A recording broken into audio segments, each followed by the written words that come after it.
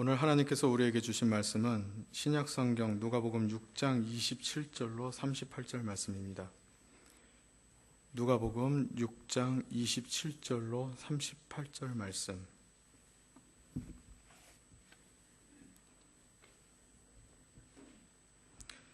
봉독하겠습니다.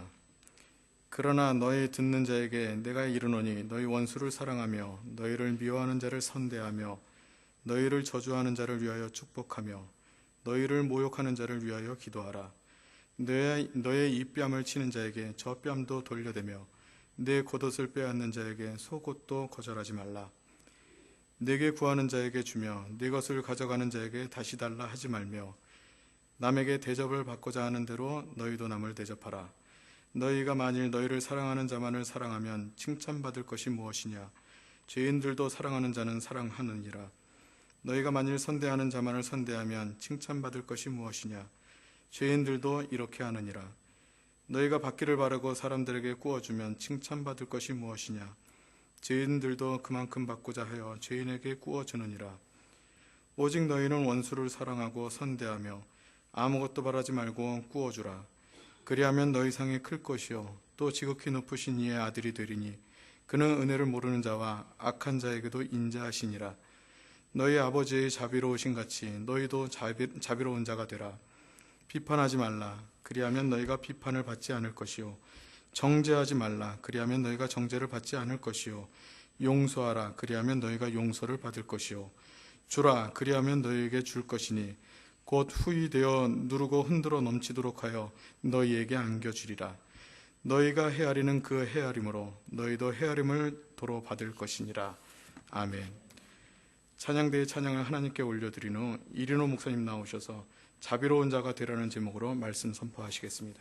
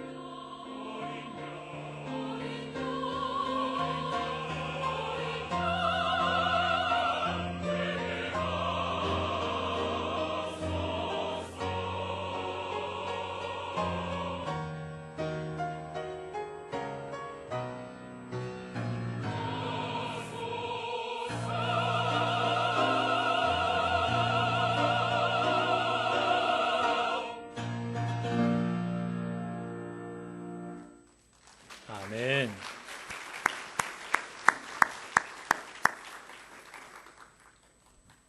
예수님께서 기도하신 그 장면을 보니까 고난주간을 지나가면서 정말 우리 마음속이 더 하나님께 가까이 나가야 되겠다라고 하는 이런 간절한 마음이 듭니다.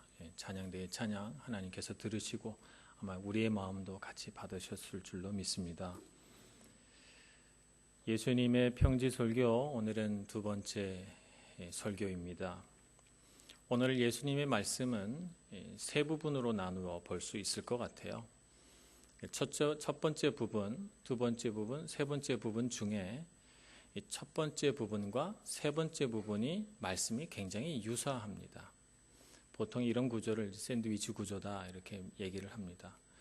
첫 번째 부분에서는 예수님이 이렇게 말씀하시죠. 남에게 대접을 받고자 하는 대로 너희도 남을 대접하라 이렇게 말합니다.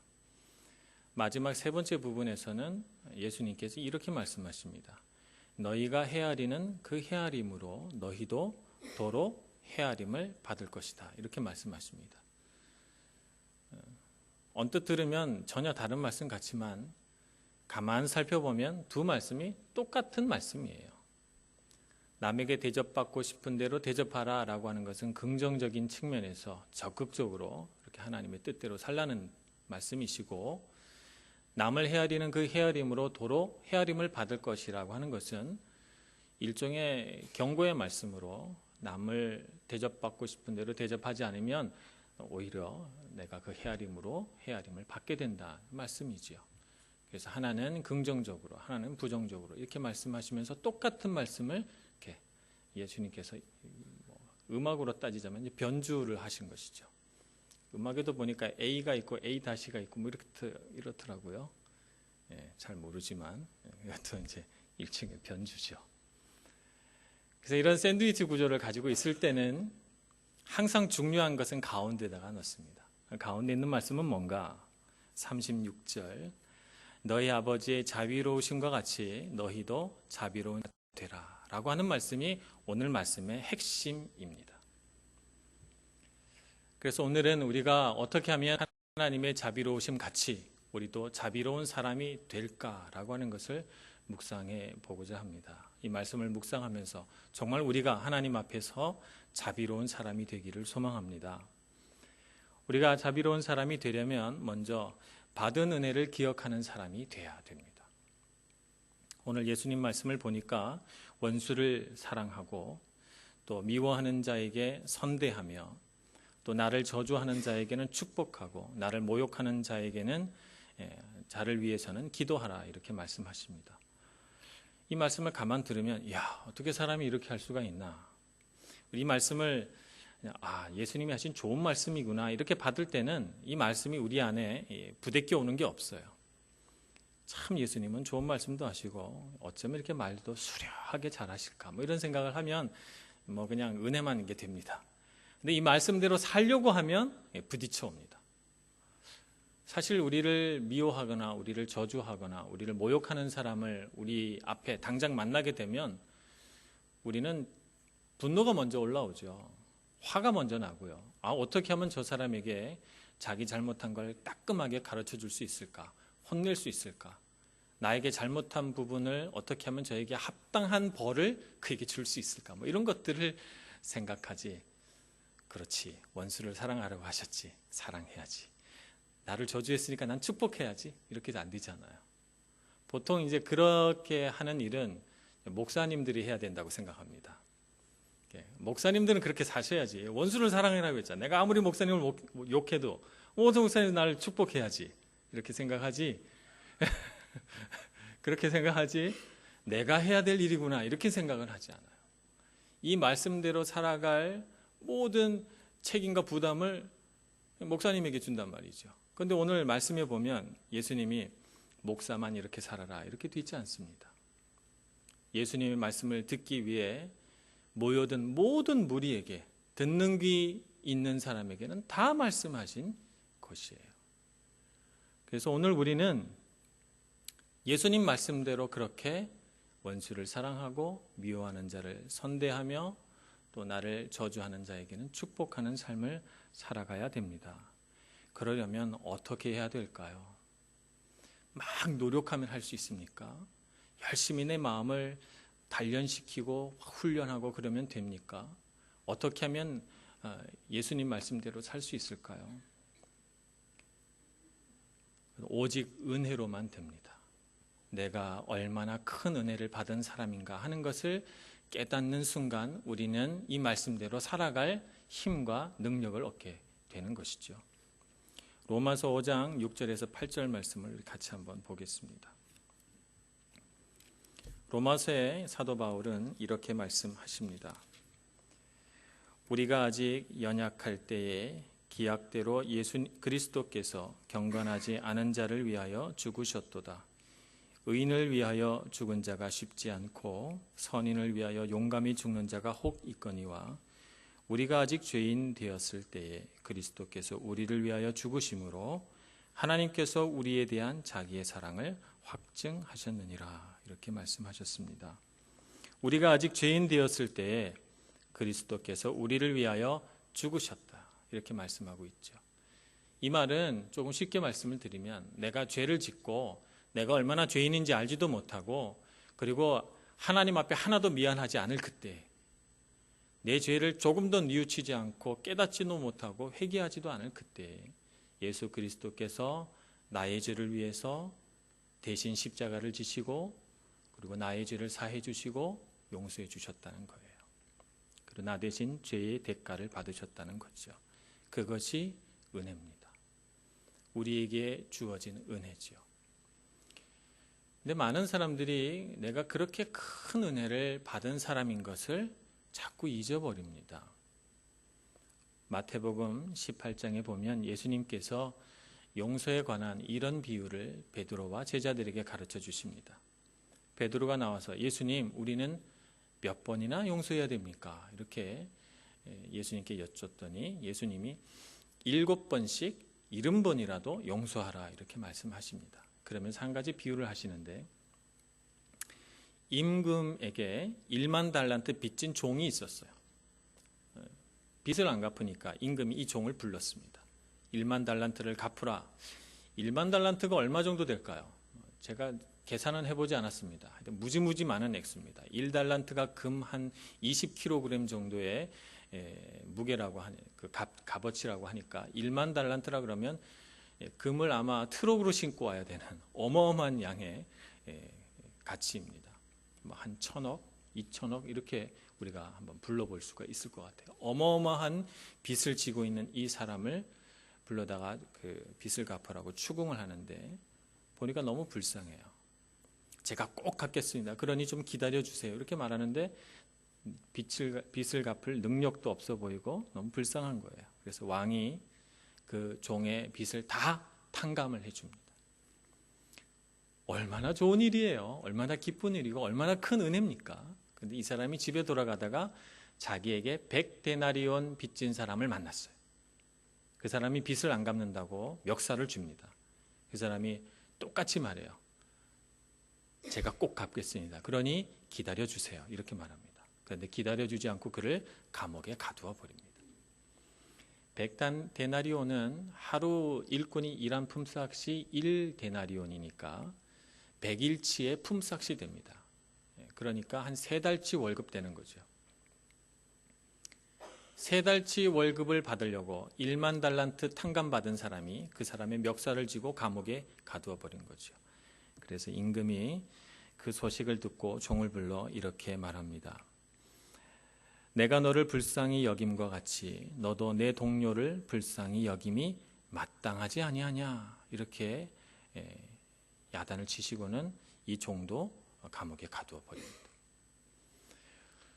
우리가 살아가는 삶이 그렇습니다. 우리가 얼마나 큰 은혜를 받았습니까? 우리가 알지도 못하는 사이에 예수 그리스도께서 우리를 위해 죽으시고 나의 그 모든 죄를 사해 주시고 내가 받을 그 끔찍한 형벌을 예수님께서 짊어지고 가셨잖아요. 십자가로.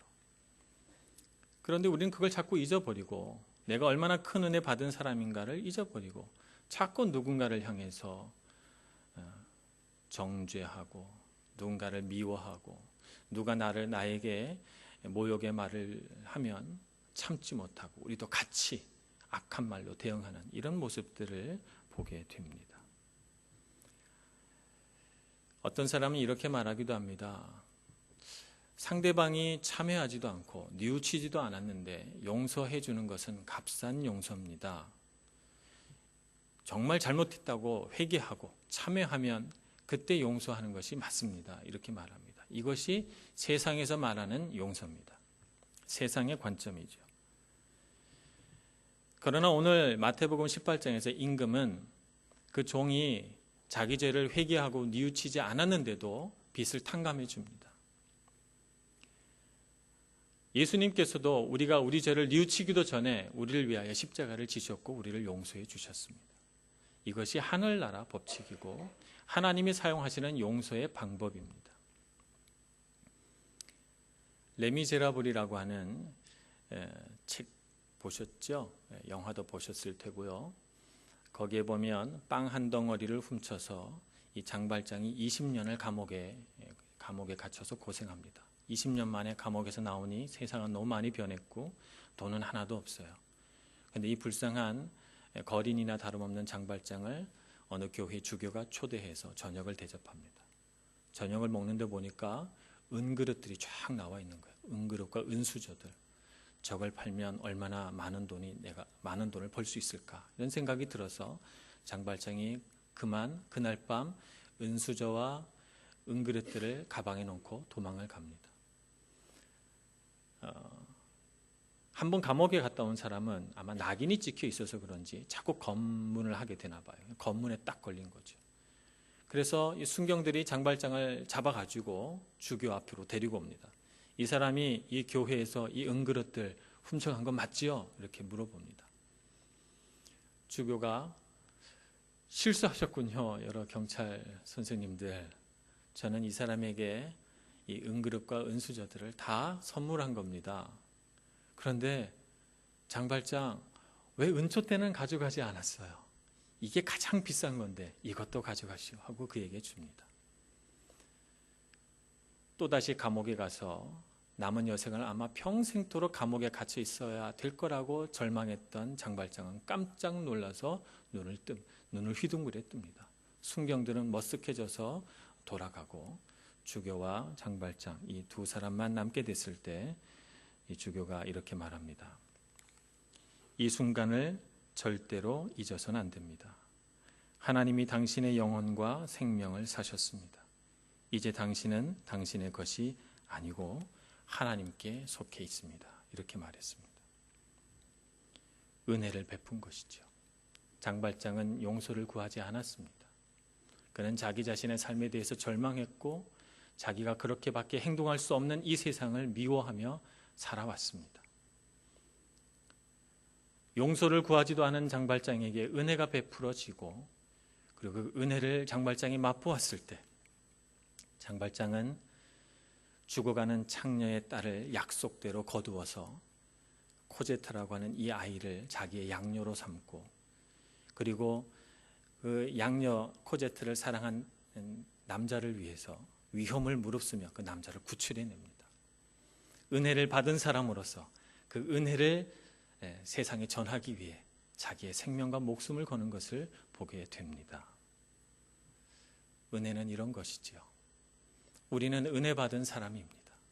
얼마나 큰 은혜를 받은 사람이에요. 그런데 우리가 원수를 미워하면 되겠습니까? 악을 악으로 갚으면 되겠습니까? 우리는 우리를 미워하는 자들을 위해서 기도하고 우리를 저주하는 사람들을 축복하며 원수를 사랑하는 사람이 되어야 됩니다. 나도 하나님 앞에 한때 원수였고 나도 하나님 앞에 한때 주님의 이름을 욕되게 했던 사람이었기에 그럼에도 불구하고 주님이 나를 사랑하시고 나에게 은혜를 베풀어 주셨기에 은혜를 갚는 사람이 되어야 합니다. 그러니 여러분 은혜로 살아가는 여러분들 되시기를 축복합니다. 내가 받은 은혜가 얼마나 큰가 날마다 기억하시기를 축복합니다. 두 번째 우리가 하나님의 자비하심을 배워가려면 하나님을 묵상해야 됩니다. 여러분 요즘 무엇을 묵상하며 살아가십니까? 마음속에 무엇을 빈번하게 그리고 가장 많이 생각하면서 살아가세요? 무엇을 고민하시고 무엇을 생각하며 살아가십니까? 아마 여러분들이 생각하는, 가장 많이 생각하고 가장 빈번하게 생각하는 그것이 여러분의 인생일 것입니다. 사람은 마음에 묵상하는 것, 그것을 닮아가면서 살아가게 돼 있어요. 자기 마음속에 미움을 날마다 떠올리고 그 미움을 묵상하며 살아가는 사람은 분에 가득 찬 삶을 살아가게 됩니다. 자기 마음속에 욕심을 가지고 돈에 대해서 계속해서 고민하고 걱정하고 돈을 추구하고 돈을 벌고자 하는 욕심 속에 살아가면 돈에 묶인 사람이 되겠죠. 돈에 의해서 눈이 멀어진 사람이 될 것입니다. 반면에 하나님께서 주신 은혜를 생각하고 그 은혜를 날마다 묵상하고 그 은혜를 즐거워하며 살아가는 사람은 은혜 받은 사람이 될 것이고 은혜를 나누어 주는 사람이 될 것입니다. 하나님을 날마다 묵상하고 하나님을 날마다 바라보는 사람은 하나님을 닮은 사람이 되고 하나님의 성품을 입은 사람이 될 것입니다. 그래서 우리는 마음에 무엇을 묵상하느냐, 이게 참 중요합니다. 무엇을 생각하고 살아가느냐, 정말 중요한 일입니다. 그런데 우리가 날마다 생각하는 것 중에 가장 중요한 주제가요, 내가 남들과 비교했을 때 내가 조금 더 뒤처지지 않은 사람이다라고 하는 것을 자꾸 생각하고 그것을 얻고 싶어 해요. 얻고 싶어 합니다. 사람은 다 사실은 하나님께서 아름답게 이렇게 창조하셨기 때문에 저마다 각자가 아름다운 빛이 있고 존재 가치가 있습니다. 우리는 다 다르게 창조됐고 다르기 때문에 더 가치 있어요. 근데 그것을 생각하지 않고 우리는 누군가와 계속 비교하면서 내가 그래도 저 사람보다 키는 좀 크잖아? 내가 저 사람보다 공부는 조금 더 많이 했잖아? 내가 저 사람보다 조금 더 성격은 좋잖아? 내가 돈이 조금 더 많잖아? 계속 누군가가 비교하면서 우리가 조금 더 남들보다 나아야 하지만 우리는 안심하고 기뻐합니다. 이것이 우리가 많이 생각하는 우리 삶의 주제예요. 그래서 데이빗 마이어스라고 하는 철학자는 인류에게 있어서 가장 큰 고통은 열등감보다는 우월감이다, 이렇게 말했습니다. 우리가 우월감 때문에 사실 하나님의 관점에서 보면 우리가 고통받고 있는 거예요. 그런데 우리는 그렇게 생각하지 않아요. 우월감을 즐기려고 하죠. 우월감 때문에 우리의 영혼이 병들고 우리의 영혼이 고통받고 있다고는 생각하지 못하고 내가 남들보다 조금 더 낫다는 것에 안도감과 기쁨을 느끼려고 우리는 시도합니다. 그래서 우리는 하나님을 묵상해야 됩니다. 하나님의 관점을 회복해야 됩니다. 하나님의 관점을 자꾸 훈련해야 됩니다. 하나님께서 무엇을 보고 계시며 하나님께서 어떤 마음을 갖고 계신지를 우리는 알아야 됩니다. 그래서 그것을 우리가 공감할 수 있어야 되는 것이죠. 이렇게 하나님의 마음을 묵상하고 그것을 받아들이기 위해 훈련한 사람은 사람을 바라볼 때 다른 사람의 관점을 이해하고 공감할 수가 있습니다. 우리는 다른 사람의 관점을 이해하기 싫어합니다. 왜 그런가 하면 내가 옳고 내가 하는 게 맞다고 생각하기 때문에 다른 사람의 관점을 이해하고 그 사람과 공감하다 보면 어떤 위험에 빠지는가 하면 내 생각을 바꾸거나 내가 뭔가 잘못됐다는 걸 인정해야 되잖아요. 그건 굉장한 위험이에요. 굉장히 위험스럽다고 생각하는 거죠. 그래서 다른 사람을 이렇게 이해하고 공감하면 내 걸 수정해야 되니까 은혜를 모르는 사람일수록 다른 사람의 관점을 이해하려고 하지 않습니다. 내 것이 맞고 내가 하는 주장이 옳고 그리고 내 말대로 해야 된다고 생각하지요. 관점을 바꾸지 않고 내 생각이 옳다라고 하는 생각 속에 빠져들면 우리는 자유가 사라집니다. 관점을 바꾸어서 다른 사람의 생각을 깊이 이해하고 그렇게도 생각할 수 있구나. 저 사람 관점에서는 이렇게 볼 수도 있구나 라고 하는 것을 이해하고 그렇다면 내 생각이 뭔가 좀 잘못된 게 아닐까?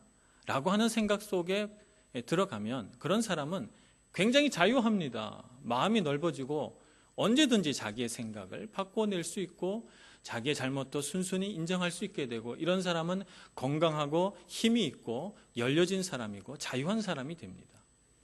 반면에 내가 옳다라는 생각 속에 사로잡혀 있는 사람은 다른 사람의 관점을 이해하려고 하지 않고, 그것은 필요 없고, 그래서 내가 옳기 때문에 내가 옳다는 생각에 갇힙니다. 감옥에 갇힌 거죠. 자유하지 못합니다. 넓어지지 못하고 다른 사람을 수용하지 못하게 됩니다. 어떻게 보면 그것은 그 자체로 벌이라고 말할 수가 있습니다. 우리는 하나님을 많이 묵상하고 하나님의 은혜를 많이 누려야 합니다.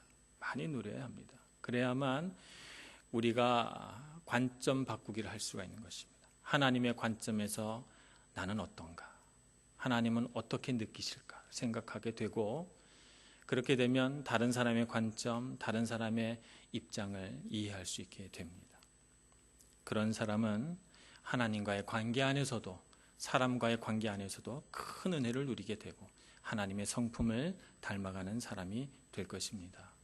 그러니 여러분, 세상을 묵상하지 말고, 근심을 묵상하지 말고, 사람을 묵상하지 말고, 욕심을 묵상하지 말고, 오직 하나님을 묵상하시는 여러분들 되시기를 바랍니다. 내가 묵상하는 그것을 나는 닮아갑니다. 그러니 하나님을 많이 묵상하시고 하나님 성품 닮은 저와 여러분 되기를 축원합니다. 세 번째는 원수 갚는 일은 하나님께서 하신다라는 것을 알 때 우리는 자비로운 사람이 됩니다. 우리는 참 우리 스스로 심판자가 되기를 즐거워합니다. 그래서 내 관점에서 누군가를 심판하고 정죄하고 거기에 합당한 벌까지도 우리는 생각해서 그에게 부과하려고 합니다. 그러나 로마서 12장은 다르게 이야기합니다. 우리 로마서 12장을 한번 찾아볼까요?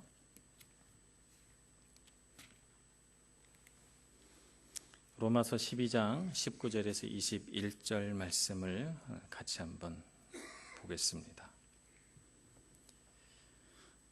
로마서 12장 19절에서 21절.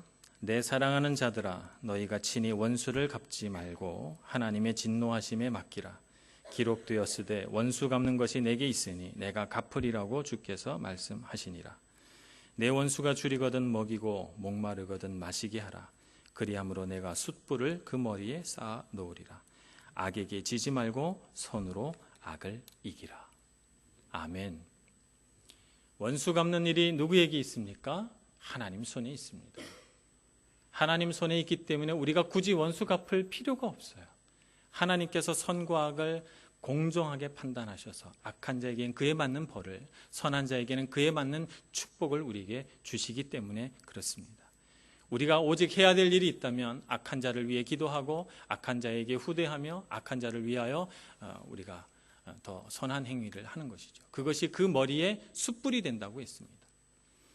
숯불은 두 가지를 의미합니다. 하나는 벌, 머리에 불을 이고 있으면 얼마나 뜨거워요. 하나는 벌이고, 하나는 부끄러움이죠. 부끄러우면 우리는 얼굴이 확 달아오릅니다. 숯불이 이제 그런 의미가 아닐까 생각을 해봅니다. 하나님께서 그에 합당한 벌과 부끄러움을 그에게 주신다는 것입니다.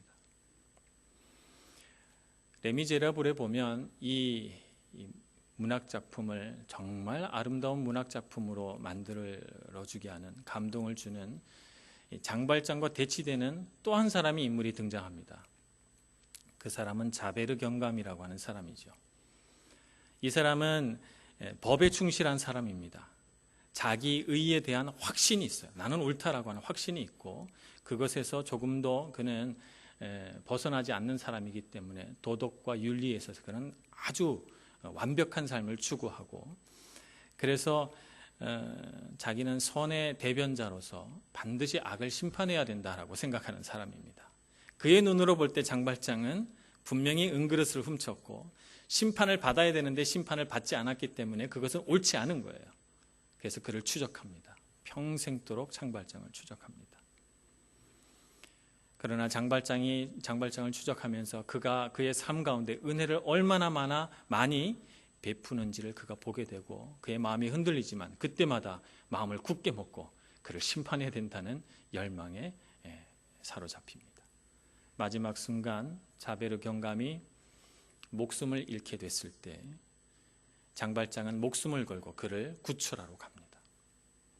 말하자면 은혜를 베풀고 있는 거죠. 그가 여전히 그랬듯이 장발장은 자기를 괴롭히고 쫓아오던 이 자베르 경감을 위해서도 은혜를 베풀려고 하는 것입니다.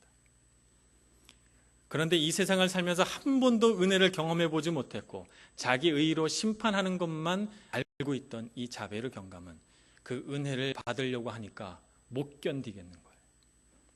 그래서 그는 은혜를 받기 전에 자살해 버립니다. 성경에도 이 자베르 경감과 비슷한 사람이 한 사람 등장합니다. 다메섹 선상에서 예수님을 만난 사도 바울입니다.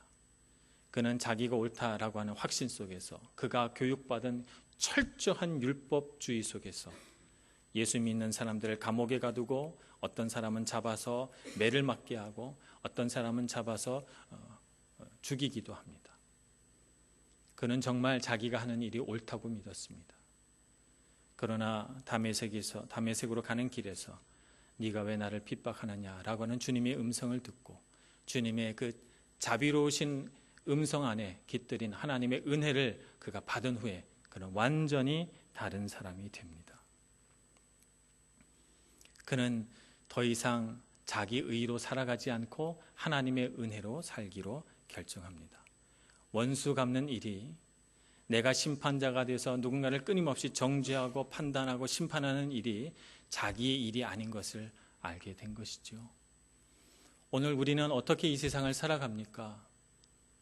우리 안에 끊임없이 죄된 본성이 우리를 자꾸 부추겨서 누군가를 바라보면서 계속해서 비판하게 하고 판단하게 하고 정죄하게 합니다. 여러분, 그럴 때마다 자비로우신 주님의 음성을 듣고 예수 그리스도 앞으로 나아가시기를 축복합니다. 그분이 어떻게 우리를 용서하셨는가를 기억하시고 비판과 정죄로 살 것이 아니라 은혜로 이 세상을 살아가시는 여러분들이 되시기를 바랍니다. 그럴 때 우리가 미뤄놨던, 우리가 하지 않았던 원수 갚는 일은 하나님께서 다 알아서 해주십니다. 그러니 여러분, 악을 악으로 갚지 말고 악을 선으로 이기시는 여러분 모두가 되시기를 간절히 축원합니다. 기도하겠습니다. 은총과 은혜가 많으신 하나님 아버지, 우리 마음 가운데 오셔서 은혜를 더욱 공급하여 주시옵소서. 내가 벌하지 않으면, 내가 정죄하고 판단하지 않으면 그 사람이 행복할까 봐 두려워하면서 얼마나 많은 시간을 누군가를 정죄하고 비판하면서 살아왔는지요. 하나님, 이제 저희들의 모든 잘못을 내려놓고 회개합니다.